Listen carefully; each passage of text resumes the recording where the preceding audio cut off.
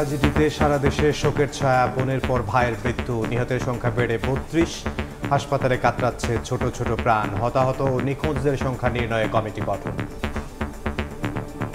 Critical patient আছে এই মুহূর্তে ৮ জন, আর সিভিয়ার ক্যাটাগরিতে আমাদের পেশেন্ট আছে ১৩ জন। সহপাঠীদের হারানোর বেদনায় কাতর মাইলস্টোনের শিক্ষার্থীরা। চোখের সামনে দেখছি বাচ্চাগুলো পড়তাছে। আমাদের স্যার ক্লাসে ফ্লোরে পড়ে যায়, ওনা কোঠা থেকে সামনের দিকে তাকায় দেখি আগুন জ্বলতেছে। আমি আমার দুই বাচ্চাকে নিয়ে ভয় এদিক দিয়ে বের হতে চাইলাম, কিছু দূর আসার পরেই দেখলাম যে আগুনের তাপ। যারা নেমে আসতে চাইছে তারাও আগুনে দগ্ধ হয়ে গেছে। দেখছিলেন প্রধান শিরোনাম। সন্ধ্যার সময় সঙ্গে আছি আমি আলিশা ইসলাম এবং আমি ইমদাদুল হক।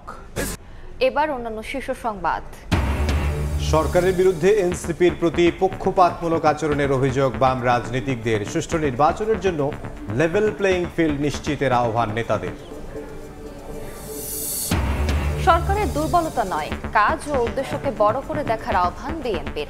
আগামী বছরের প্রথম অংশে নির্বাচন দেওয়ার আহ্বান জামায়াত আমিরের। ডক্টর ইউনূসের স্বজনপ্রীতির বড় উদাহরণ স্বাস্থ্য উপদেষ্টা। পদত্যাগ চাইলেন হাসনাত। শোকযাত্রায় মাইলস্টোন দুর্ঘটনার যথাযথ তদন্তের দাবি সার্জিসের। মাইলস্টোনের ঘটনায় শিক্ষা মন্ত্রণালয়ের গাফিলতি দেখছেন না উপদেষ্টা।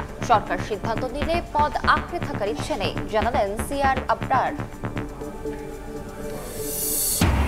এবং নাটোরের বড়াইগ্রামে ট্রাক মাইক্রোবাস সংঘর্ষে প্রাণ গেল ৮ জনের, ৭ জন একই পরিবারের। বেপরোয়া গতির কারণেই দুর্ঘটনা, পালিয়েছে চালক হেলপার।